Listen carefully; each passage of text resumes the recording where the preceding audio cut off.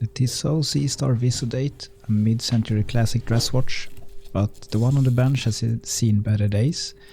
The missing crown, we have a stem glued in place and a bent second hand, tells us that this example has lived a rough life. Is it just a simple service, or is there more damage lurking under the dial? Let's find out.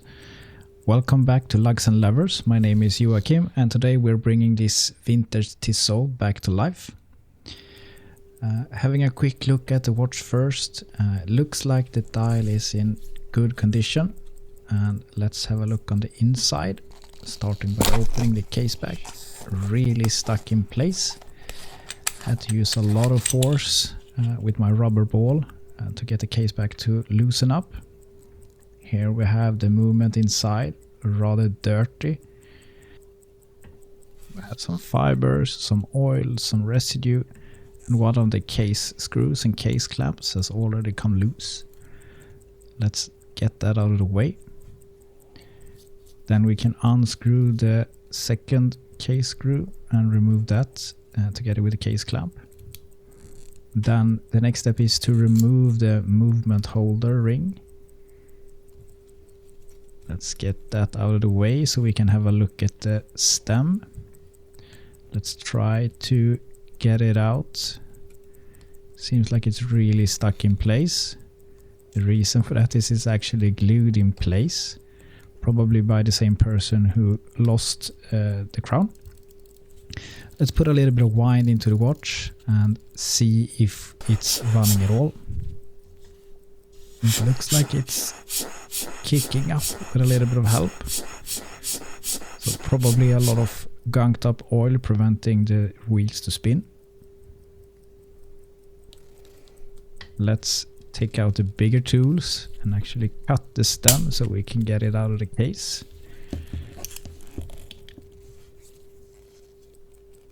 Now we can have a closer look at the dial. Looks like it's in really good condition. Just a few marks. Let's continue by removing the hands, using my hand levers and a sheet of plastic in between so we protect the dial. We are sure that we don't introduce any new scratches or anything on the dial. Let's take away the hands. And also here we can see fibers entangled into the hands. Could be the reason why it was struggling to run. Let's put the hands away. And also the fibers. And let's remove the dial using my plastic probe here to gently bend it away from the caliber. Now that that's secured, we can start to work on the dial side of the movement. Removing the hour wheel first. Then we continue to unscrew this wheel that's used for the calendar works. It is a left threaded screw, as you can see by the 3 slots on it. Then we are removing this cover plate with an integrated spring for the calendar jump function.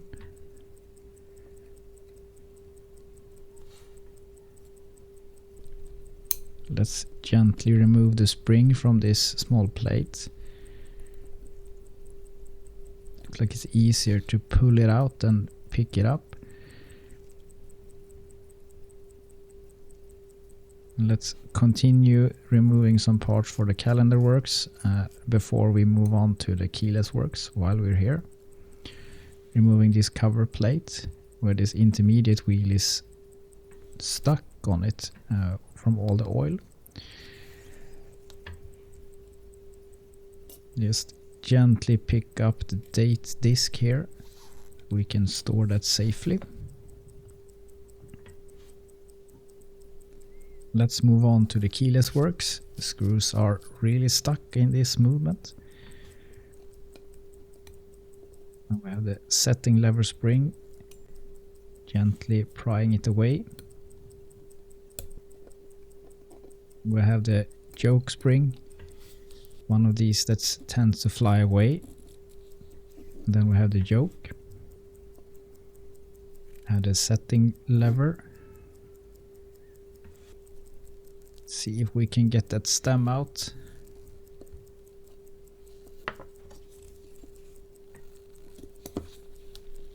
Taking out some sturdier tweezers.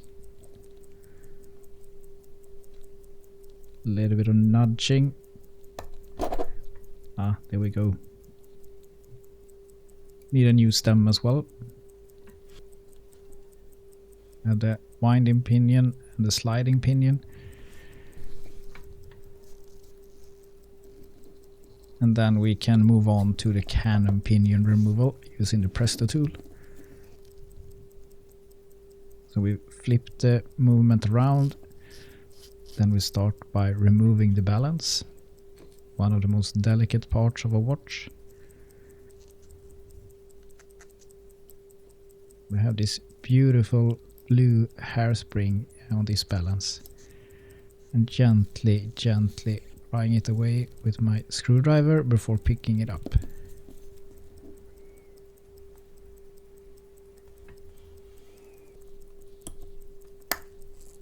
And let's remove the power. So moving the click away and gently unscrewing it with my screwdriver. Oh, that's bad. Oh. Did really not want to do that.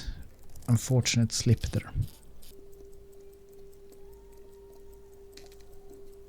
Let's remove the ratchet wheel screw and the ratchet wheel.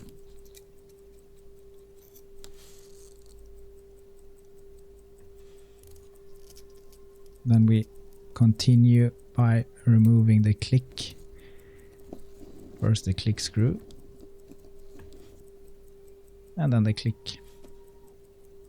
Now we have the click spring. Also here holding it in place, making sure that it doesn't go flying. Then we move on to the crown wheel. It's attached with these two very small screws. A lot of oil and grease on it.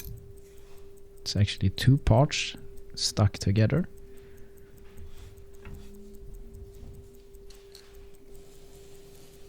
And let's remove the pallet fork. Held in place with this bridge.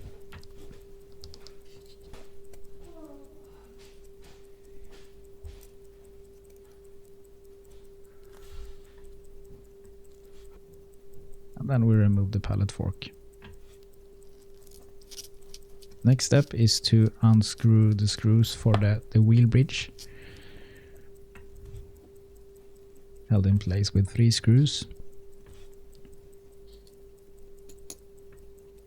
Gently lift the bridge. A lot of oil beneath the bridge as well. Then we can continue by removing the trainer wheels.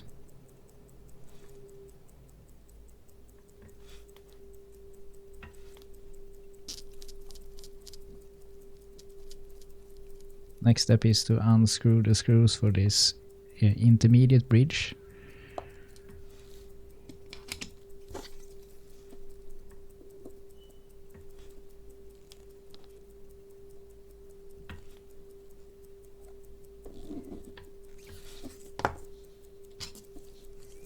Need some additional prying here. Also stuck in place. Gently lifting it. Making sure that we don't scratch anything or damage any of the parts. Then we can pick it up with the tweezers.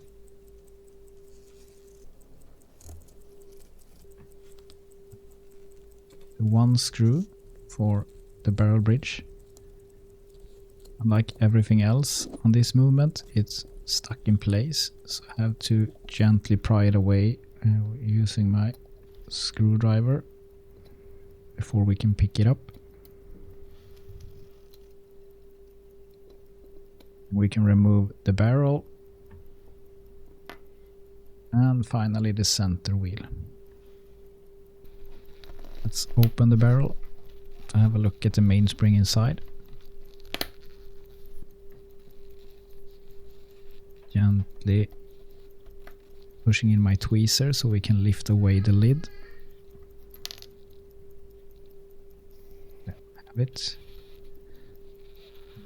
Barrel arbor. We should try to remove as gentle as possible. Like everything else on this movement, it's really greasy and slippery. So we'll deal with that later. And remove the mainspring from the barrel. I'm walking it out here using my thumbs to hold it in place. It doesn't go flying. Now let's see if we can get that barrel arbor out. Finally. Then it's time for a clean.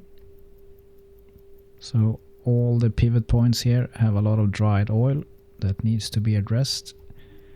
So we're going to use pegwood to pre-clean it before we put it through the cleaning process. Here, pushing out the crystal, and we are doing a pre-clean of all the pivots using these pin polishers. It's a reliable way of getting the pivots squeaky clean to help eliminate any grease and gunk on the pivots. And as you can see, there's a lot of oil everywhere on all the sides of the different wheels. Here we're working on the crown wheel core. Try to pick up as much oil as possible using Rodico so that we don't contaminate our cleaning solution too much. And also the click get a special treatment as all the other parts. Then we have the jewels, pegging them, working on the barrel inside as well, using both pegwood and Rodico. Before we go into assembling the watch again, let's turn our attention to the seconds hand. It's got a nasty bend just at the end, so we're gonna try to gently work that. It's a difficult task requiring a lot of precision. Since we have this bend in 2 dimensions as well, we need to get a hand straight, but then we also need to have an downward bend just at the end. Otherwise it will catch on the crystal and the watch will stop. But it can't be too much either, because then it will catch on the minute hand. So we need to find just the right amount of bending here. So gently working it with my tweezers, and here we're using 2 pairs of tweezers, just squeezing the bend just to get it a little bit more straight. Just checking the straightness of the hands using my staking block. It looks like we did all right. And just a little teaser what's coming. Then we can turn our attention back into the actual caliber. So here we are using a new mainspring, but using my 3D printed mainspring winder to see if it works. Then when you come to the end, you need to help it a little bit to put the end of the mainspring inside. See if we can get it in. Nice, it clicks. And then we just back away a bit, so releasing the tension from the mainspring, just as you do with the more expensive Swiss mainspring winders. Then we lift away the handle, so to say. So using my tweezers to make sure that the center of the spring stays in place while we remove the stimulated arbor. Now that we have it inside the winder, let's see if we can pop it into the barrel. Sounds like it worked. Perfect. Then it's time to put in the real arbor. Just lining up the small tab first, and then at a small angle we can try to squeeze it in.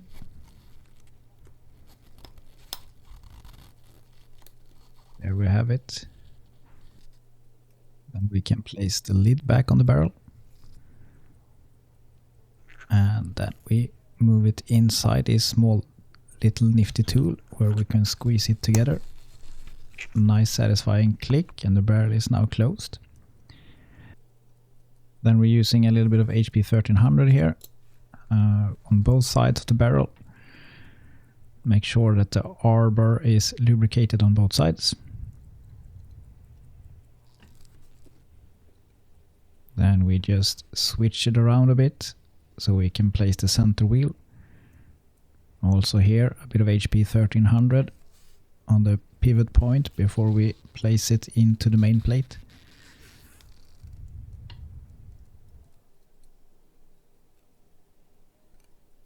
Then we can place the barrel back.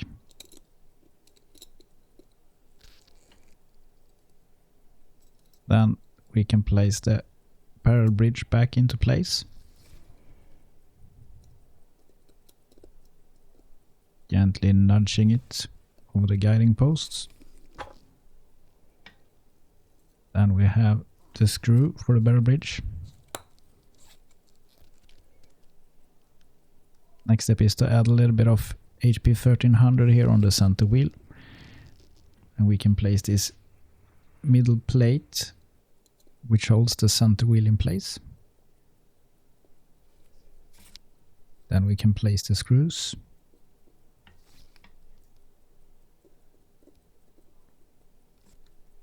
Of course, making sure that it's all screwed down.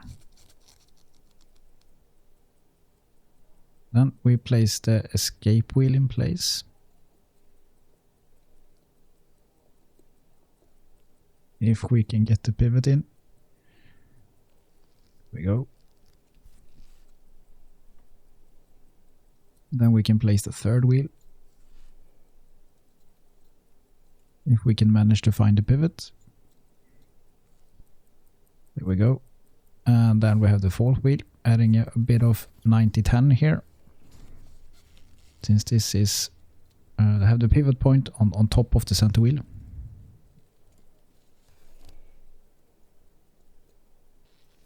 Then we have the wheel bridge here.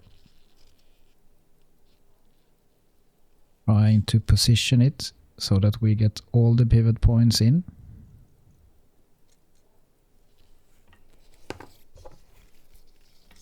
See if we're lucky this time.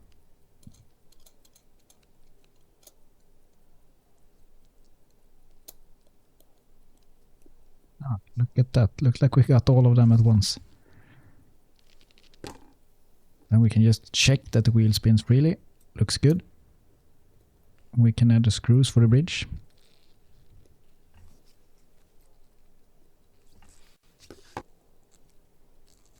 And of course, making sure that's all tightened down.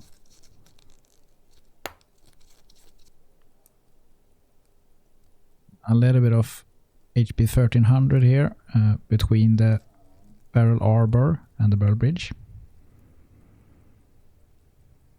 And also on the opposite side between the barrel and the main plate. Here we're now trying to position the click spring. Does not want to cooperate. And we can gently put it into place. Making sure that we hold it even if we would drop it with our tweezers so it doesn't go flying. And we can place the ratchet wheel. Where I unfortunately added my marks. Still sad about that. And we can make sure that it's screwed in tight with the barrel arbor. Here a little bit of HP 1300 for the click. Then we have the screw for the click as well.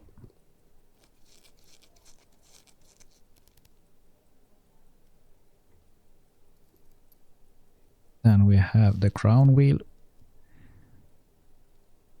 A little bit of lubrication between the crown wheel center and the crown wheel HP 1300 here, medium viscosity oil. And then we have the crown wheel center, nice and shiny.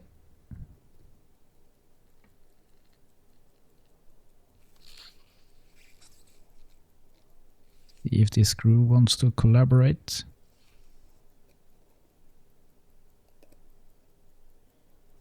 There we go.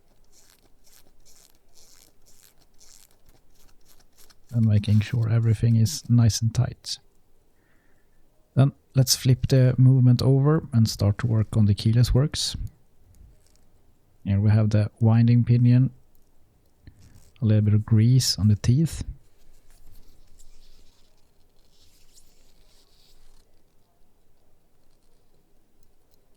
Sorry for obscuring the camera there. Then we have the sliding pinion, also here adding a bit of grease.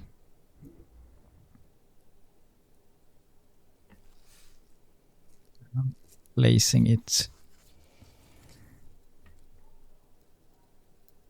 in the right position.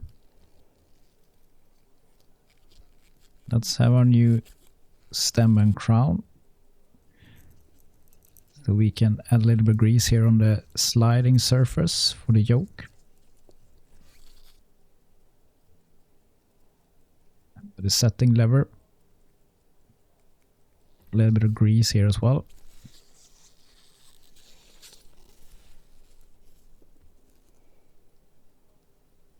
Placing it onto the main plate.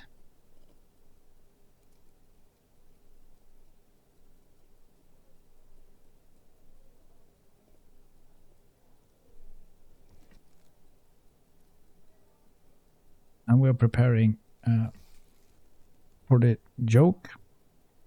A little bit of grease first on the pivot point.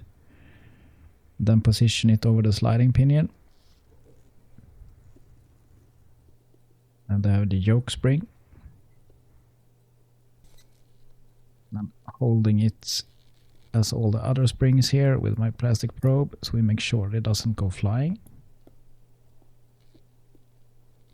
Making sure that it's neatly tucked in. And adding a little bit of grease on the contact surface.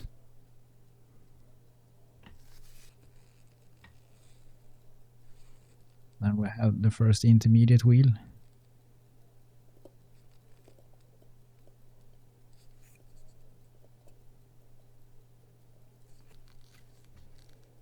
And we have the setting lever spring.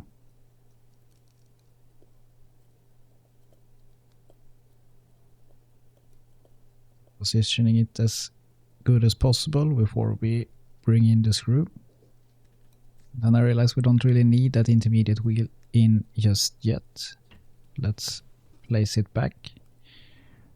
Then we have the screw for the setting lever. Then tighten it all the way down. And let's check the function. It's a lot of force required. It doesn't really want to snap. Let's see what we can do about that. Let's remove the setting lever first.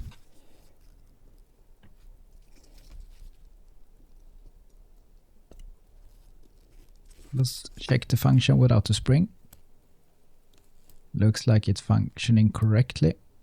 And I also see that we missed a little bit of grease here between the yoke and the setting lever.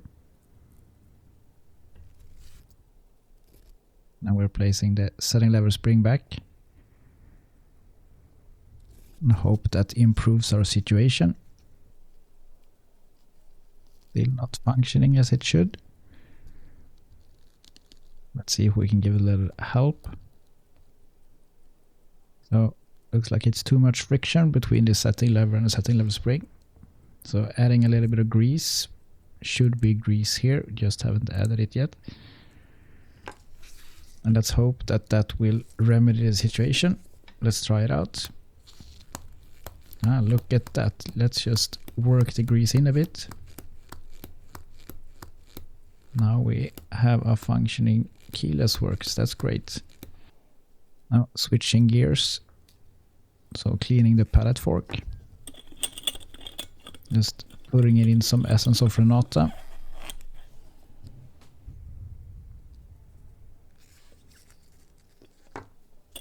Then we dry it using our air blower.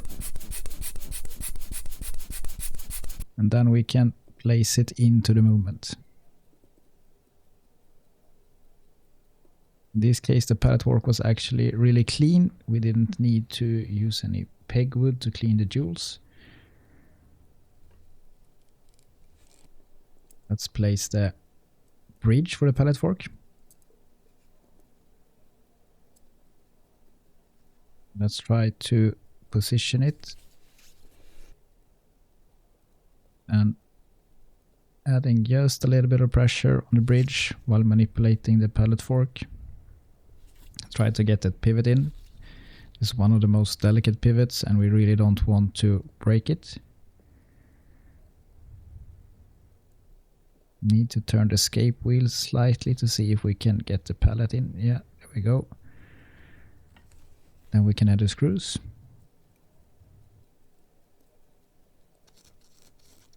And as always, tighten it down.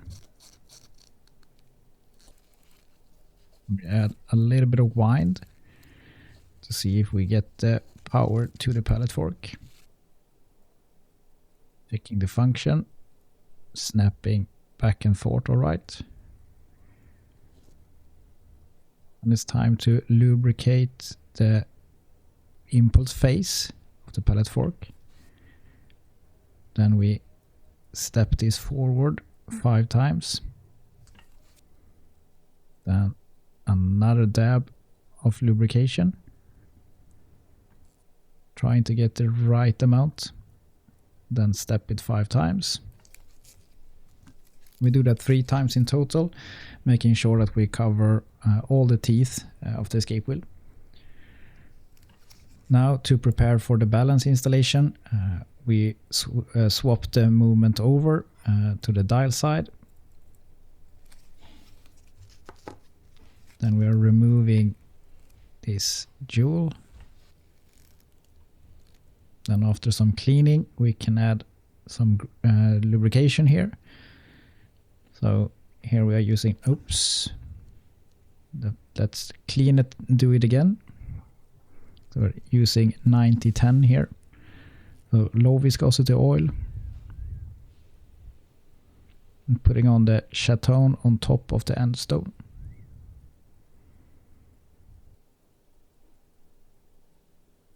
Here we go. Then we can place it back into the main plate.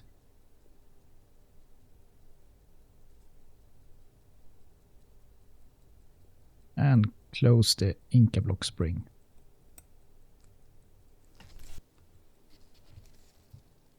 And to clean the balance, we put that into some essence of Renata as well. And agitating the solution just a little bit to see if we can remove any debris that's maybe stuck on the parts.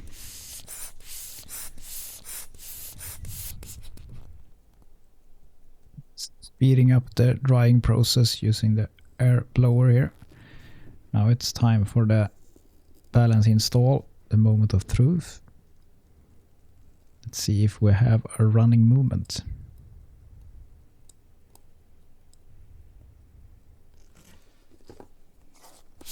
No. Maybe.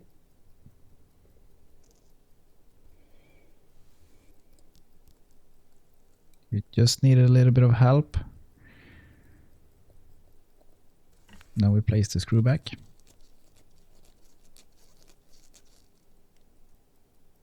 Let's clean the top jewel as well.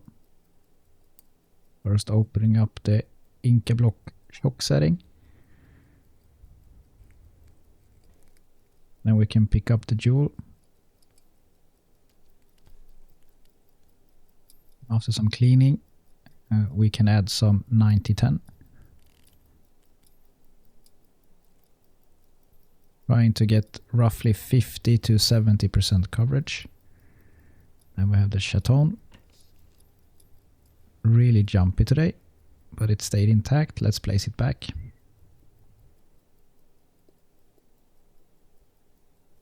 Oh no. Yeah, well, let's start over. So cleaning again.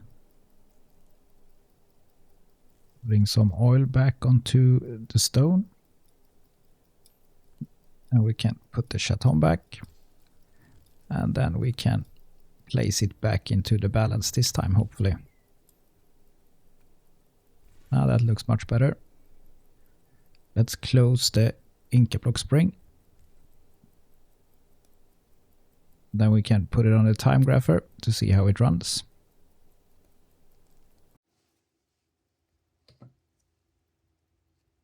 See how this beauty is running. It's running really fast.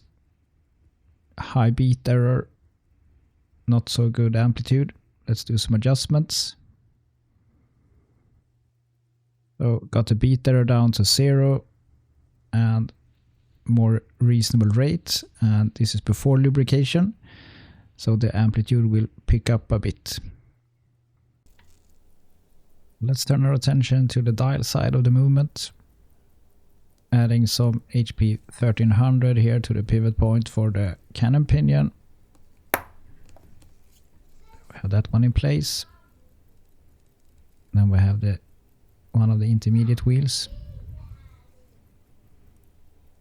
Then also some HP 1300 for the calendar works.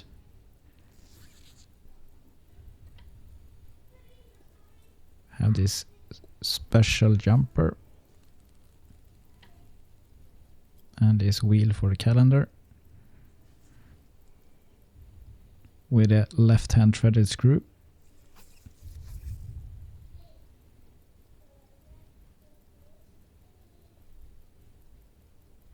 Need to remember that. And we make sure that it's tightened down, of course. And a little bit of HP 1300 here as well.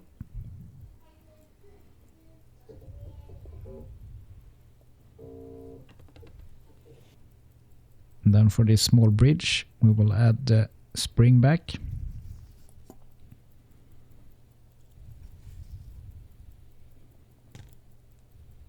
See if we can manipulate it into place.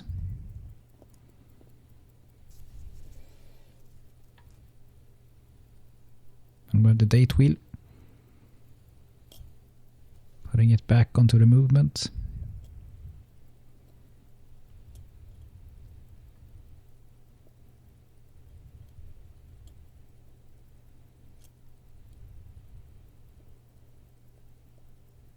Aligning all the parts as good as possible.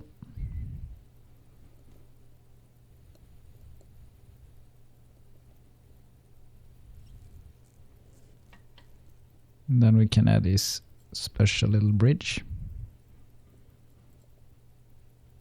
with a spring underneath.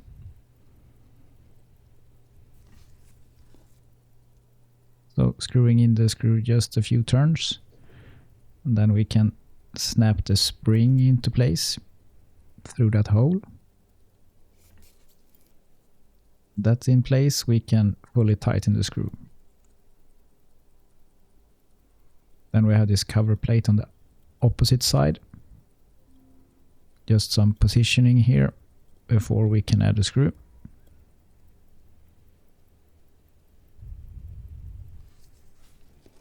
And then of course we make sure that it's tightened down as well. Let's check the function. Good. We have a nice clean change of the date. Now a quick clean of the dial using Rodico, picking up any loose dirt. Since the dial is in really good condition, this is the only cleaning and touch up we need to do. The next step is to place the dial using plastic tweezers so that we don't scratch or damage anything on the dial. Since this is just a press fit, we need to be gentle but still add a little bit of force.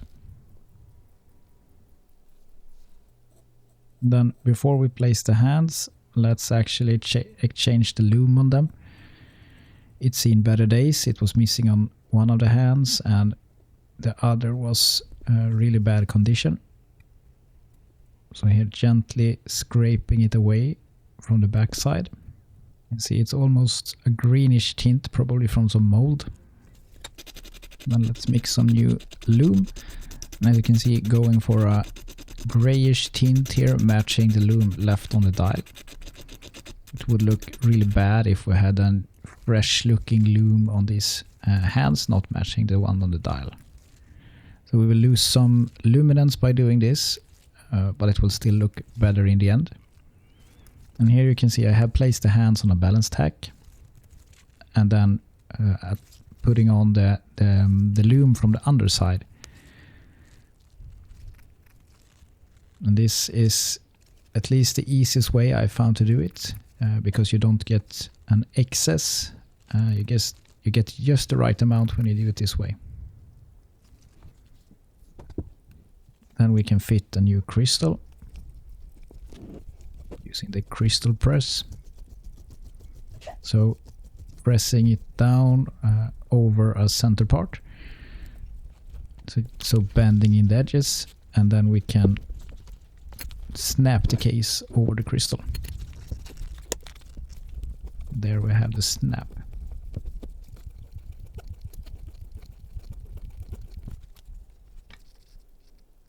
Now that we have our newly lumed hands, we can make sure that they are placed correctly. So just turning the stem just enough so that we get the date change, and then we know that we will place the hands at 12 o'clock at that time. Start by placing the hour hand, lining it to 12 o'clock.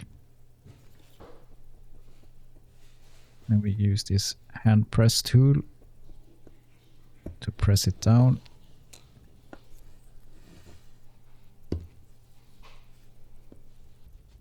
When the hour hand's in place, we need to turn it around to make sure that the minute hand is also in the correct position during date change.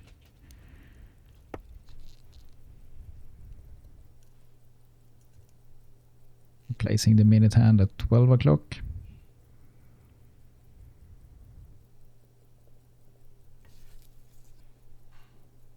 And we can press it down.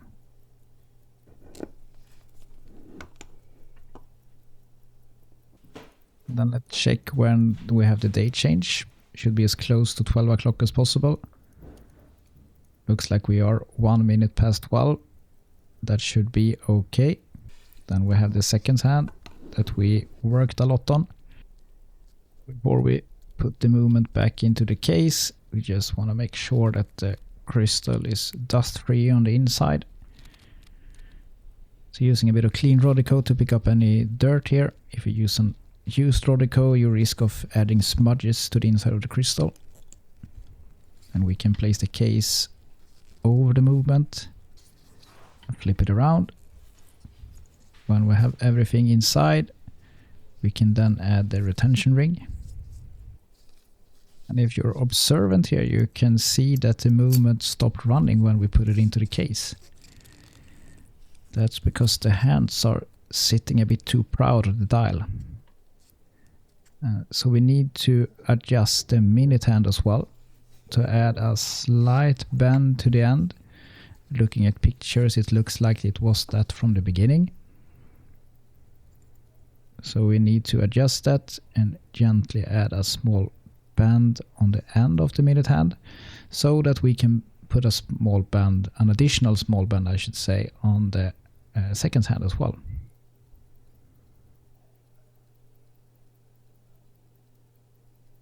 Very delicate operation. We don't want to destroy our previous work. Still want to keep the hand in good condition and straight. Let's see if we manage to get it right. We now have a minute hand following the curve of the dial, and we have a second hand that's following the same curve and also passing over. Let's try to case the movement once again. This time we have a running movement inside the case. let's put the movement holder ring back and adding the K-screws. We shouldn't forget to add some grease on the stem as well. When I get a new stem like it is for this watch, I usually do this at the very end because you need to work with it, you need to shorten it before you attach the crown, and then in the end you can add the grease to it for sufficient lubrication. Then we can place it back into the movement. Then the final step is to add a new gasket. Put a bit of silicone grease onto the gasket to help it stay watertight. That's the last step before closing the case back. And we can have a look at the final result. There she is. Feels extra good watching that second hand sweep across the dial, knowing that we put a lot of work into that and use the original hand instead of buying a replacement. And if you enjoyed following this restoration, it would mean a lot if you hit that like button. It really helps a small channel like ours grow. And don't forget to subscribe to Lugs and Levers for more vintage restorations. And thank you for watching, and I'll see you in the next one. And I will leave you with some beauty shots of the final results.